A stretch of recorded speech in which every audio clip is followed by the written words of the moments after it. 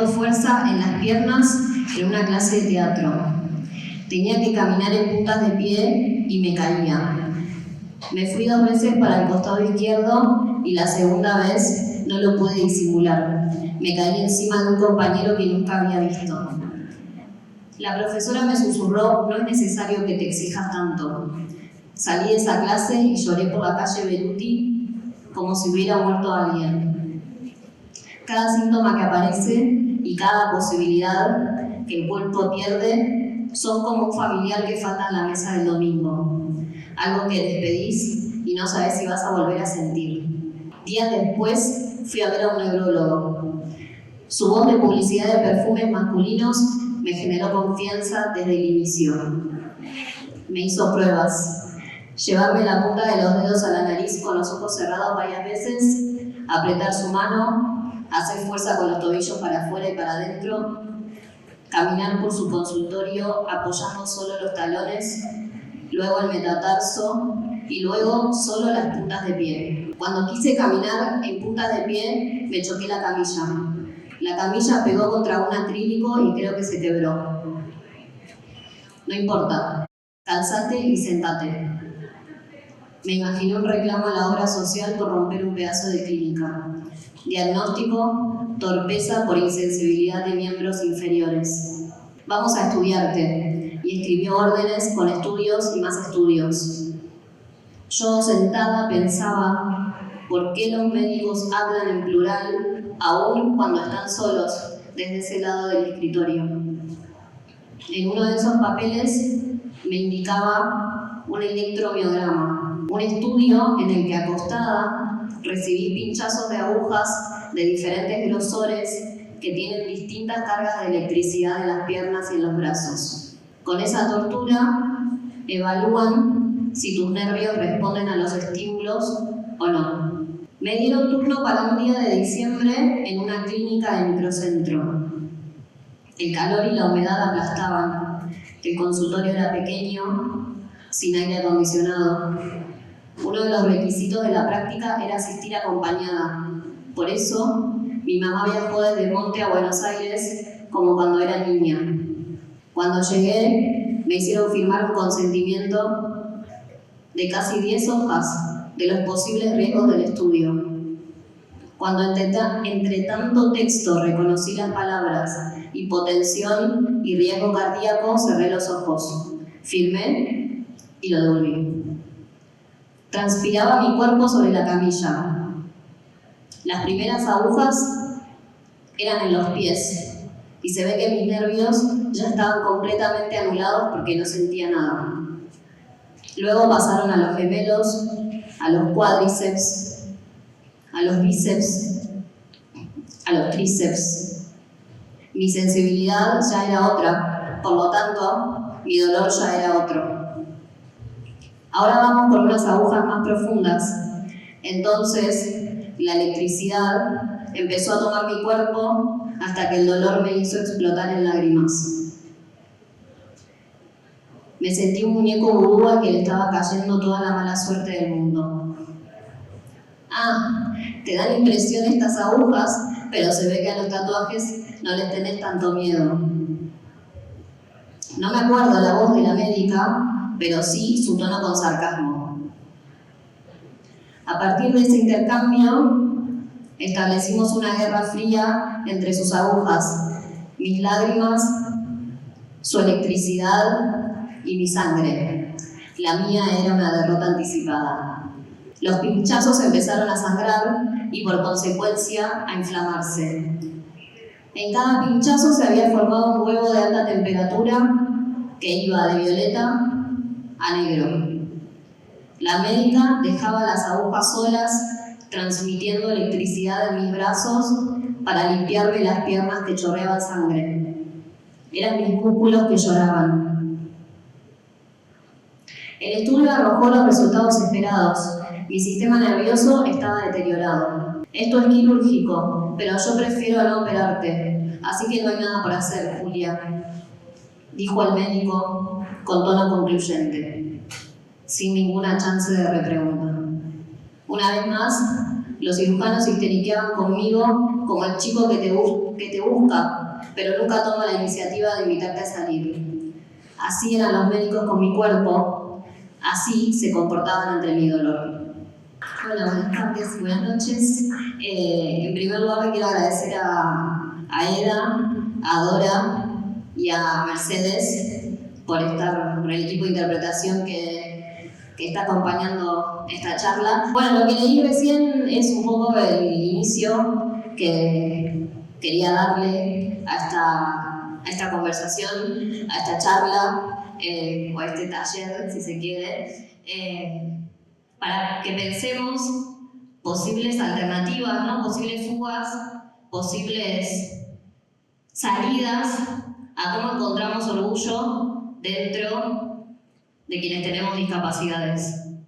Hice una investigación, estoy con machetes escritos porque soy muy vintage, así que lo voy a traer.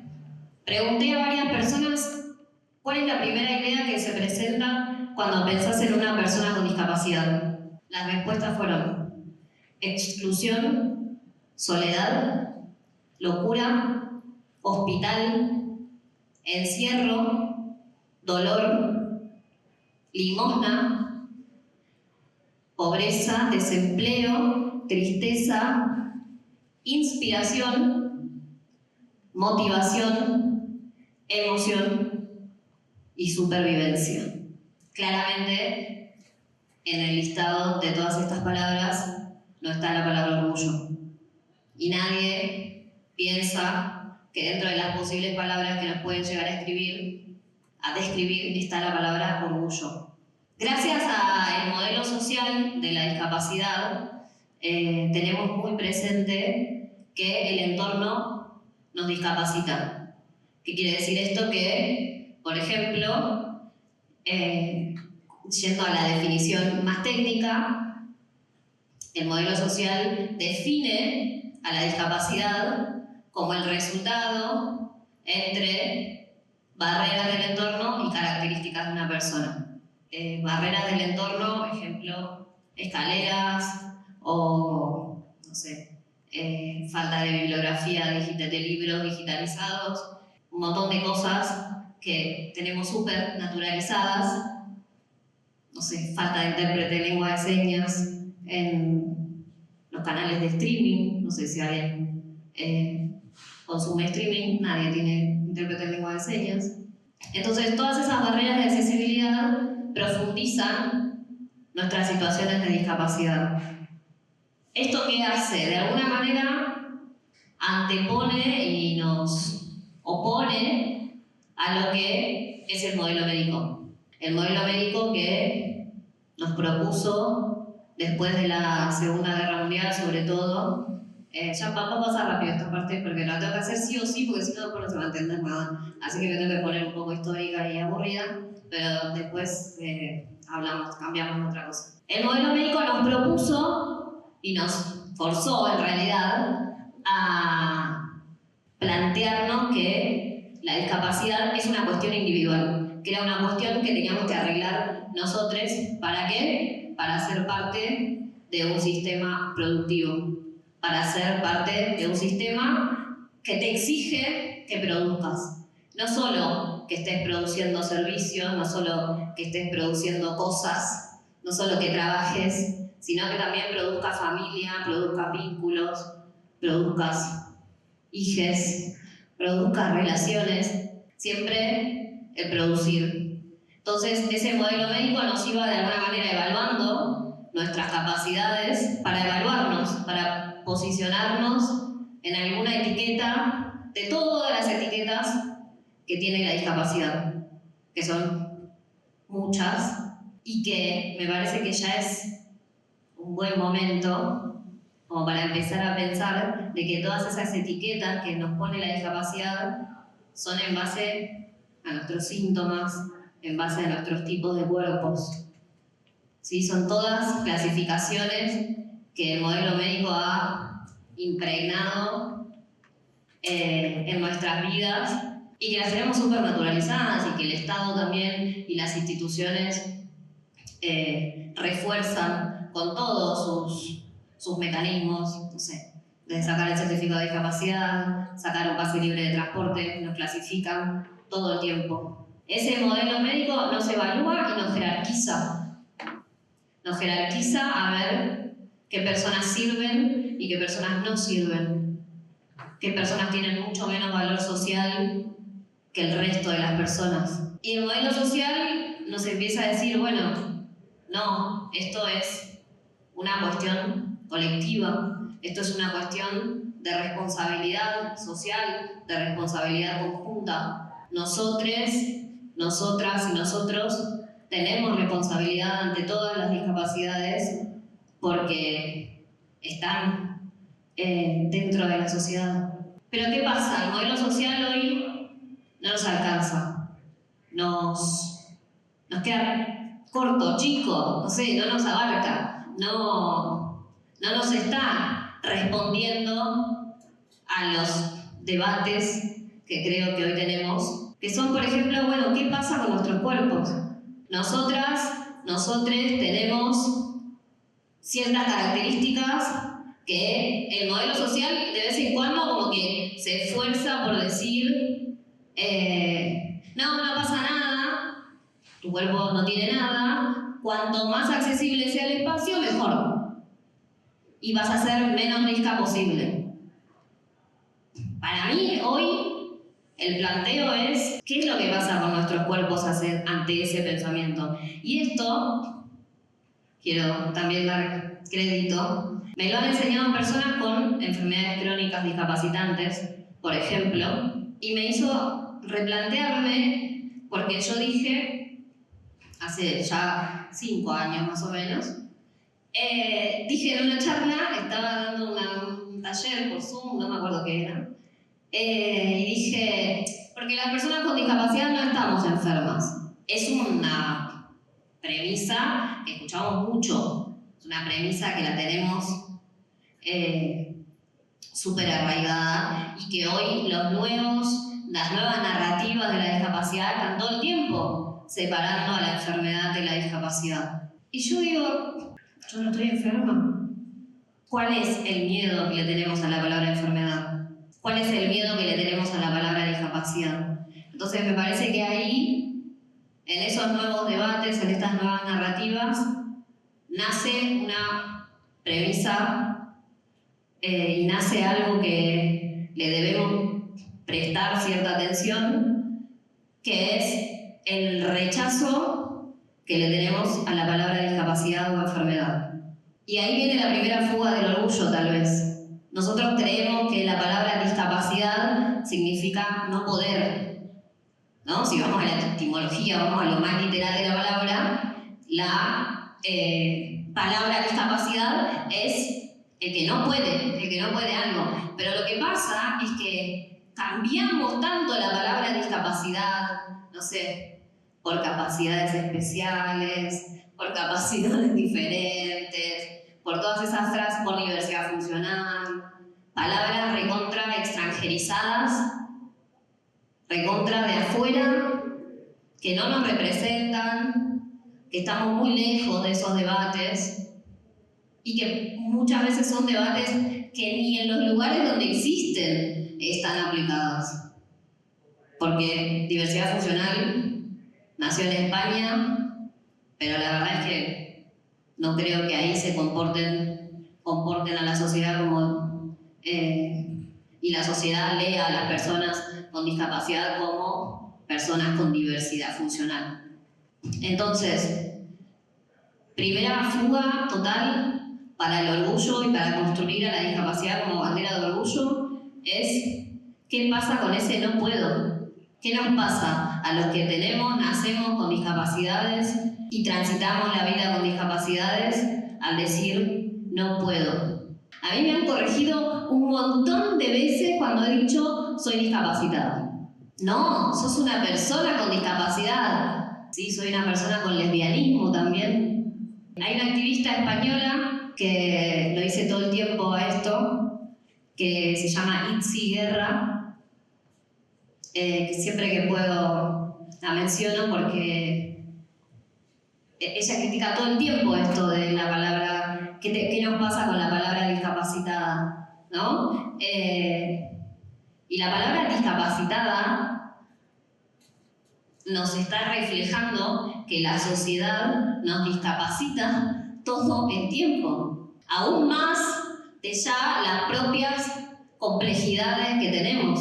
Yo transito la vida con dolor crónico. Transitar la vida con dolor crónico es una discapacidad, pero que la verdad no me profundiza el entorno, porque hay veces que tengo dolor hasta durmiendo. Y la verdad que mi cama es hermosa, tengo ese privilegio. Entonces, hay un debate ahí que nos estamos perdiendo en relación a nuestras corporalidades. Otra fuga para el orgullo. Hay un colectivo que se formó hace algunos años, bueno, no lo encuentro, pero por ahí lo digo mal. Es el colectivo de enfermos socialistas o socialistas enfermos, una cosa así, búsquenlo. No, Nanza, no te estoy insultando, te juro que no. Te juro, me vas a denunciar. Ah, no, sos antipunitivista, no me vas a denunciar. Está bien. Pero ese colectivo fue uno de los primeros en los que empezó a militar la vida de las personas con enfermedades crónicas discapacitantes. Y ellos decían en su momento, que para ellos la enfermedad era parte de su protesta social ante la sociedad capitalista. Que su forma de vivir la enfermedad era esa. Que el sillón, si había sillón, si había ese privilegio de cama, si había ese privilegio de descanso, era su forma de alguna manera, cuestionar el sistema que nos exige que trabajemos todos los días 8 horas, en el mejor de los casos, 8, 12. Entonces ahí tenemos otra linda fuga para pensar el orgullo. Quizá el orgullo de las personas que tenemos enfermedades es ese, es estar cuestionando a ese sistema que nos obliga todo el tiempo a ser productivos. Lo que pasa es que muchas veces esas batallas las damos muy soles. Muchas de esas batallas las hacemos en soledad. Me gusta pensar que las personas con discapacidad, desde que nacemos, ¿sí? Desde que llegamos al mundo, ya no somos muy bien recibidos, ni recibidas, ni recibides, porque se nos pone una exigencia, y con esto para ir cerrando, se nos pone una exigencia que vamos desarrollando, depende de nuestros deseos, si es que tenemos la oportunidad, el privilegio de escuchar nuestros deseos, de que nos tenemos que curar. A mí, cuando nací, inmediatamente después de nacer, mi mamá no me conoció, porque obviamente en el año en que yo nací no había forma de ver antes, que no había tanta tecnología como ahora, que te hacen una ecografía y hay 4D, 5D, pibe te saluda. Eso no existía, y menos en un pueblo de la provincia de Buenos Aires. Entonces mi mamá no me vio, no me conoció, y a mí me llevaron 100 kilómetros a otro lugar a internarme, obviamente estabilizarme, pero después la duda, la pregunta era, ¿qué tiene esta persona? ¿No? Entonces todo ese tiempo que yo pasé hospitalizada con 0 días de vida y más, mi mamá tardó 2 días en conocerme. En ese momento, imagínense que las cesáreas eran tipo de acá hasta acá, era como una cosa gigante, no como ahora. Pero digo, algo de la necesidad urgente, imperiosa del diagnóstico, que ya empieza a marcar una biografía que después es difícil desmarcarse de eso. Y aparece algo que es fundamental, y aparece algo que va marcando nuestra vida, que es la idea de la cura. Esta persona tiene obligadamente que tener el deseo de curarse. Y para curarse hay que sufrir. Hay que sufrir lo del inicio, y más también, y mucho más. A los 22 años me di cuenta, y fue como un proceso de duelo, fue como un proceso de duelo, que la cura no existía, que la cura no era una opción viable para mí.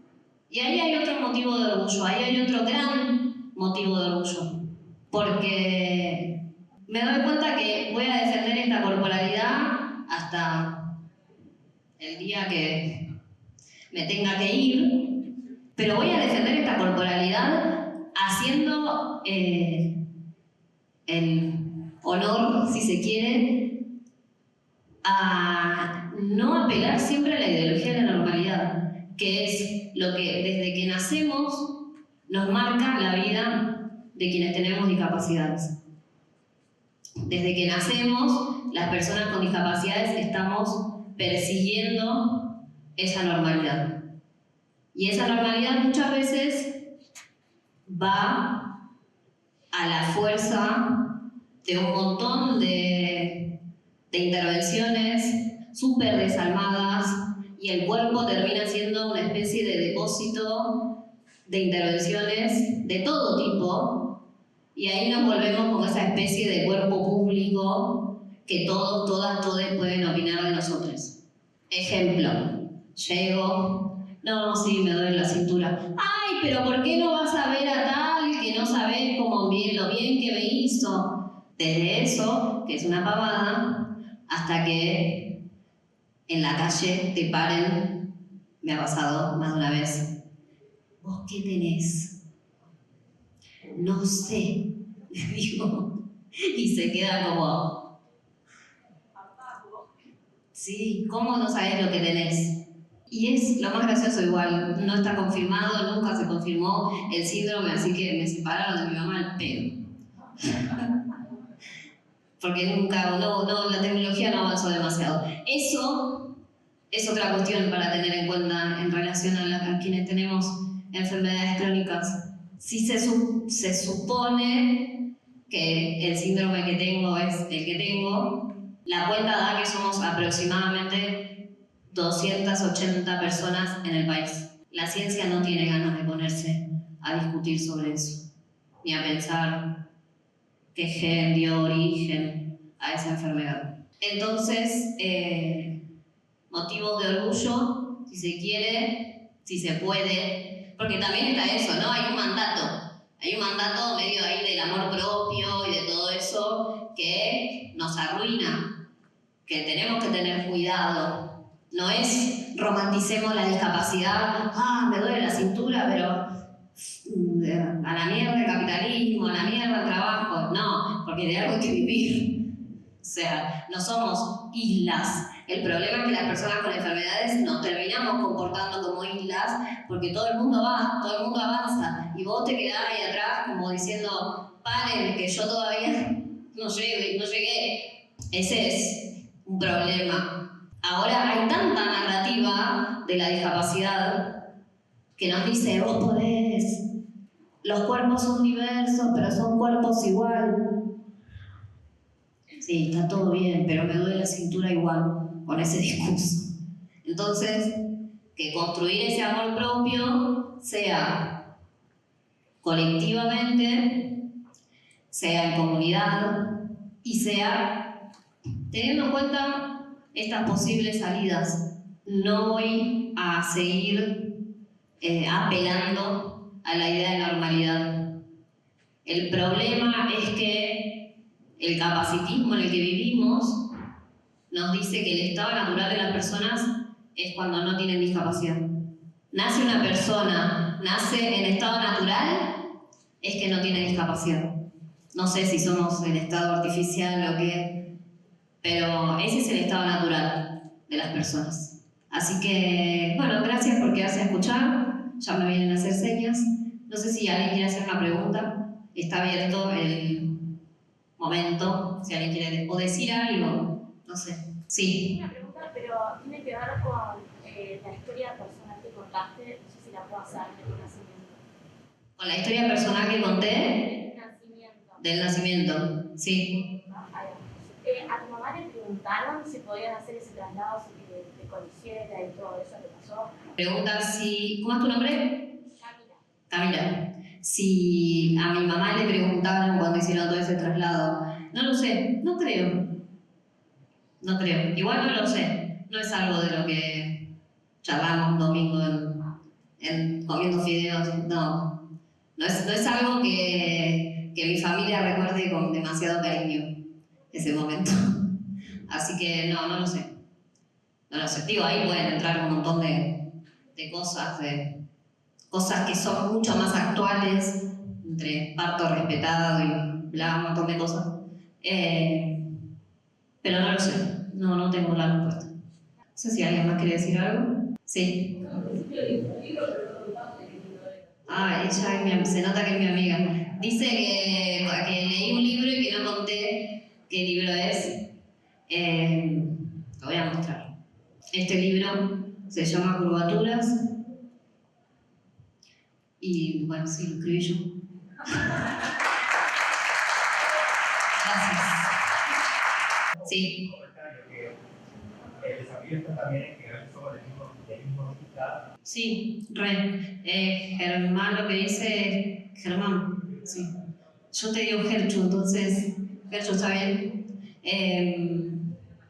Dice que a veces entre la misma comunidad disca como que se formulan y se expanden estos discursos de no llamarnos discas, no llamarnos discapacidades. Yo creo que es un poco en esta lógica de decir yo puedo con todo y yo puedo ser igual al resto. Para mí hay una especie de potencia en el no puedo, que para mí fue liberadora, digo, y esto es algo de la historia personal a pleno, pero para mí hay algo de la potencia de ese no puedo, de decir, no sé, che, vamos a escalar, hacer trekking a Mendoza. No. Hace 10 años probablemente lo hacía. Al otro día me tenían que juntar con una cucharita, pero lo hacía. Y en eso, obviamente que hay un montón de sufrimiento y hay un montón de deseo de ser lo que las demás personas son. Pero para mí cuando empecé a decir, che, no, para mí ahí radica una cuestión de orgullo de no soy parte de esa normalidad, pero tampoco tengo ganas de serlo.